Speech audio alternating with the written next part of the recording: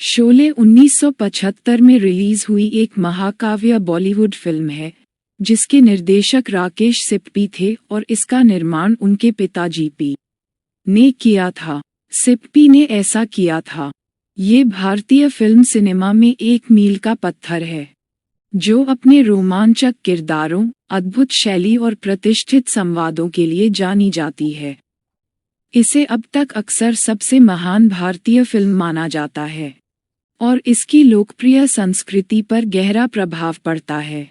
काल्पनिक gall revolutionary में स्थापित किया गया है, जहां एक सेवानिवृत्त पुलिस अधिकारी ठाकुर बलदेव सिंह संजीव कुमार द्वारा अभिनीत भूमिका गौव में न्याय के लिए आए डाकू गब्बर सिंह अमजद खान द्वारा अभिनीत भूमिका को अभिनीत करने का प्रयास किया जाता है। गब्बर एक निर्दयी और भरोसेमंद डाकू है जिसने गांव वालों पर आतंक मचाया और इलाके में तबाही मचाई है। ठाकुर की गब्बर से व्यक्तिगत दुश्मनी है क्योंकि डाकुओं ने पहले उनके पूरे परिवार को मार डाला था और उनके हाथ पर हमला कर दिया था। अपने उद्देश्य को पूरा करने के लिए ठाकुर दो छोटे लेकिन कुशल वीर धर्मेंद्र द्वारा निभाई गई भूमिका और जय अमिताभ बच्चन द्वारा निभाई गई भूमिका की मदद लेते हैं। वीर और जय सबसे अच्छे दोस्त और अपराध में दोस्त हैं जो अपनी बहादुरी और समझदारी के लिए जाते हैं। ठाकुर के पहले उनकी कहानियों के दौरान मिल ठीक हो गए थे और उन्हें लगा कि वे इस काम के लिए सही आदमी हैं। ठाकुर वीर और जय को गब्बर को जीवित पकड़ने के लिए एक बड़ी अनुपूरक राशि की पेशकश की जाती है। दो दोस्त जो शुरुआत में पैसे के लिए प्रेरित होते हैं, अंततः इस उद्देश्य में संगीत के रूप में शामिल हो जाते हैं और गांव वालों के साथ एक मजबूत रिश्ता विकसित हो जाता है। वे गांव में बस जाते हैं और गब्बर को पकड़ने की योजना बनाना शुरू करते हैं। जब वीर और जय गांव के जीवन में रोमांच मिलते हैं तो वे कुछ महत्वपूर्ण कहानियां लेकर आते हैं जो कहानियों में गहरी छाप छोड़ते हैं। वीर बसंती हेमा मालिनी द्वारा निभाई गई भूमिका के प्यार में पड़ गए हैं, जो एक जीवंत और बाटूनी गांव की लड़की है और जीवन यापन के लिए घोड़ा गाड़ी चलाती है। उनकी रोमांटिक फिल्म की गति नाटकीयता के बीच कुछ सरल प्लेटें पेश की गई हैं। दूसरी ओर जय ठाकुर की विधवा बहू राधा जया भादुड़ी द्वारा निभाई गई भूमिका के साथ एक मौन अनकही बंधन टूट गए हैं, जो अपने पति को गब्बर के आदमियों द्वारा बुढ़ापे के बाद एकांत और दुख भरी जिंदगी जी रही हैं। गब्बर सिंह को भारतीय सिनेमा के सबसे यादगार खलनायकों में से एक के रूप में प्रस्तुत किया गया है। उनका किरदार राक्षसी है जिसमें एक डेमोटिव कॉमिक है। वह गांव वालों और अपने ही आदमियों को समान राष्ट्रों से आतंकित करता है। उनका प्रतिष्ठित संवाद कितने आदमी थे, उनका विशिष्ट स्वर भारतीय लोकप्रिय संस्कृति में एक किंवदंती बन गया है। फिल्म वीर जय और गब्बर के गिरोह के बीच कई मराठों की तरफ से दोस्ती है। इनमें रोमांचक एक्शन सीक्वेंस, फोटोग्राफी और हाथ से हाथ की लड़ाई शामिल है, जो उस समय भारतीय सिनेमा के लिए दिशाहीन थी। वीर और जय की दोस्ती और तीक्ष्णता की क्षमता उन्हें कई स्ट्रेंथ पर गब्बर के एडमियों से बाहर निकालने में मदद करती है। जैसे जैसे कहानी आगे बढ़ती है, वीर और जय के बीच का बंधन, विशेष रूप से उन बचपन में जहां उन्हें जीवन और मृत्यु के फैसले मिलते हैं, परीक्षण के लिए आता है। फिल्म जरीन गब्बर के खिलाफ लड़ाई के बारे में है, उतनी ही उनकी दोस्ती के बारे में भी है। एक दूसरे के प्रति उनकी निष्ठा और विचारधारा में न्याय लाने का उनके संकल्प पत्र की तुलना सबसे आगे है। एक महत्वपूर्ण दृश्य में जय अपने मित्र वीर और गांव को बचाने के लिए अपने जीवन का बलिदान कर देते हैं। उनकी डेथ फिल्म में एक मोड़ महत्वपूर्ण है जो ठाकुर और गब्बर के बीच अंतिम गद्दार की ओर ले जाता है। वीर अपने सबसे अच्छे दोस्त की मृत्यु से स्थिर हो जाते हैं और क्रोध और दुख से पीड़ित हो जाते हैं, गब्बर का सामना करते हैं, लेकिन अंततः ठाकुर ही उस खलनायक को नीचे ले जाते हैं।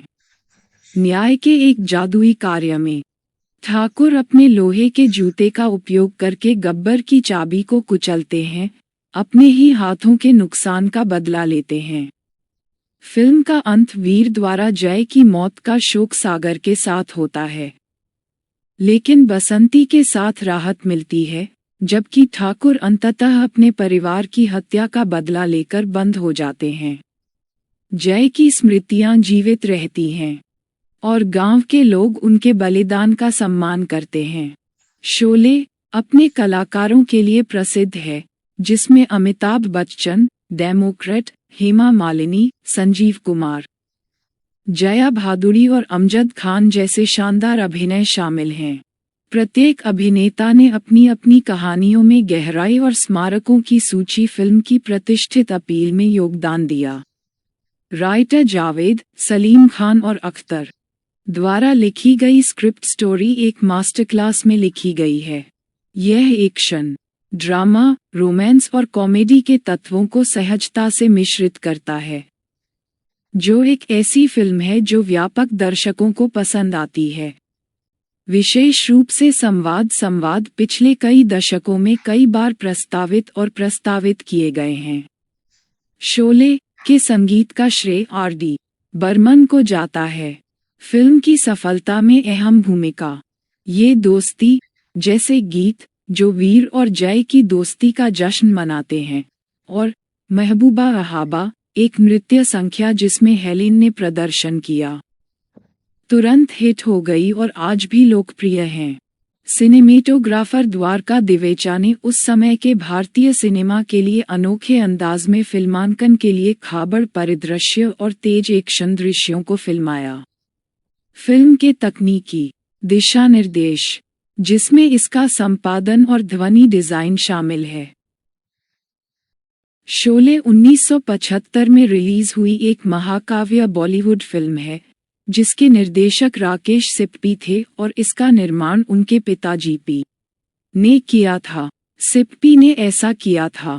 ये भारतीय फिल्म सिनेमा में एक मील का पत्थर है, जो अपने रोमांचक किरदारों, अद्भुत शैली और प्रतिष्ठित संवादों के लिए जानी जाती है।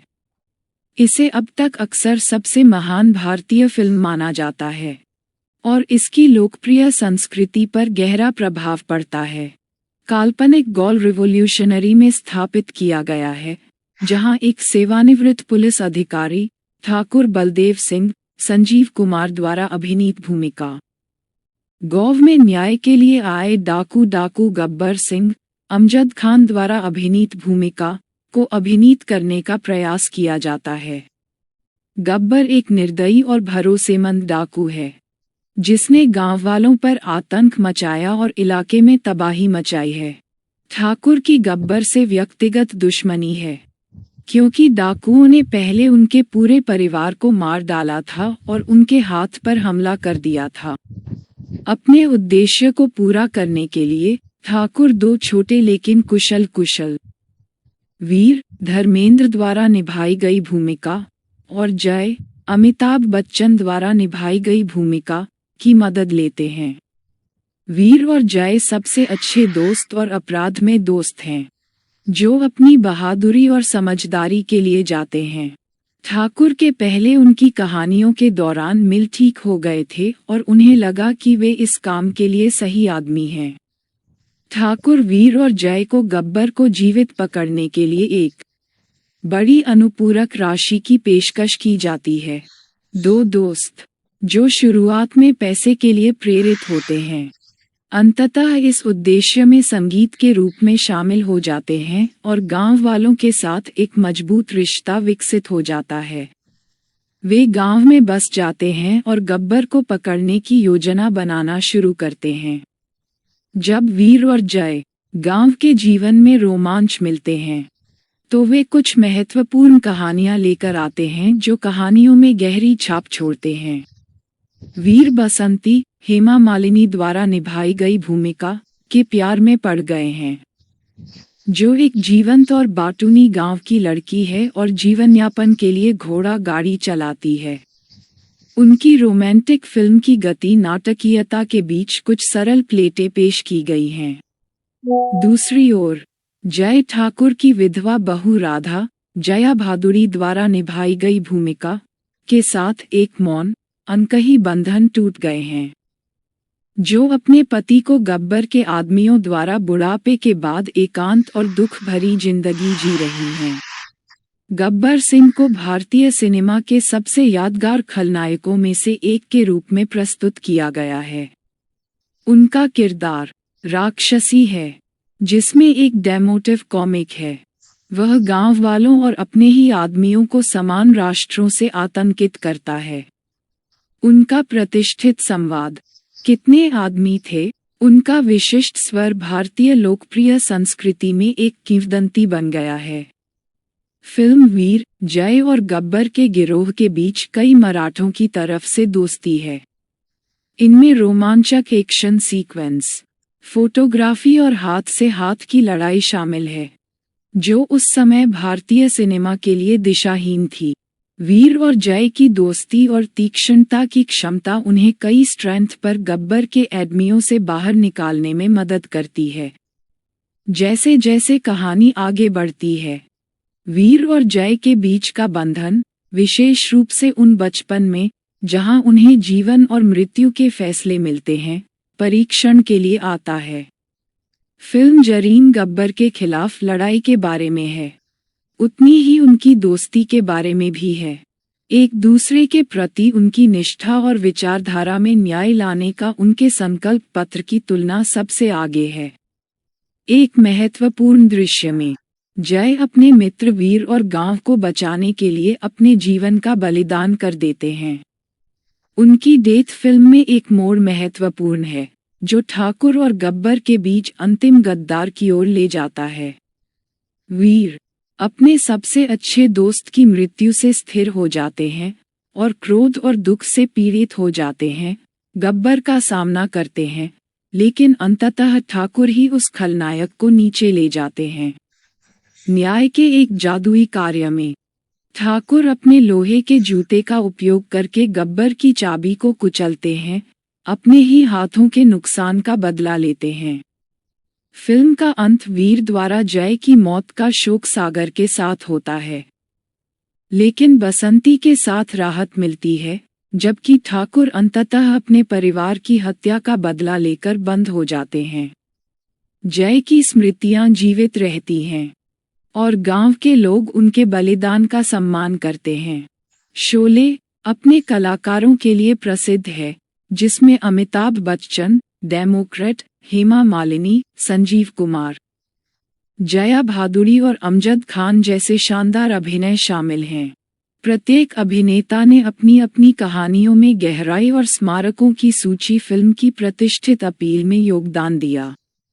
राइटर जावेद, सलीम खान और अख्तर द्वारा लिखी गई स्क्रिप्ट स्टोरी एक मास्टरक्लास में लिखी गई है। यह एक्शन, ड्रामा, रोमांस और कॉमेडी के तत्वों को सहजता से मिश्रित करता है, जो एक ऐसी फिल्म है जो व्यापक दर्शकों को पसंद आती है।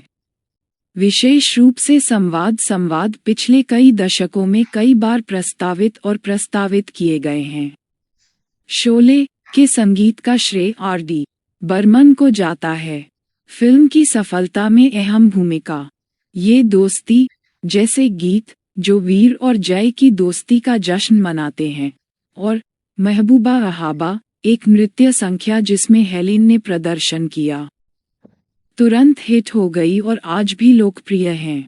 सिनेमेटोग्राफर द्वारका दिवेचा ने उस समय के भारतीय सिनेमा के लिए अनोखे अंदाज में फिल्मांकन के लिए खाबड़ परिदृश्य और तेज एक्शन दृश्यों को फिल्माया।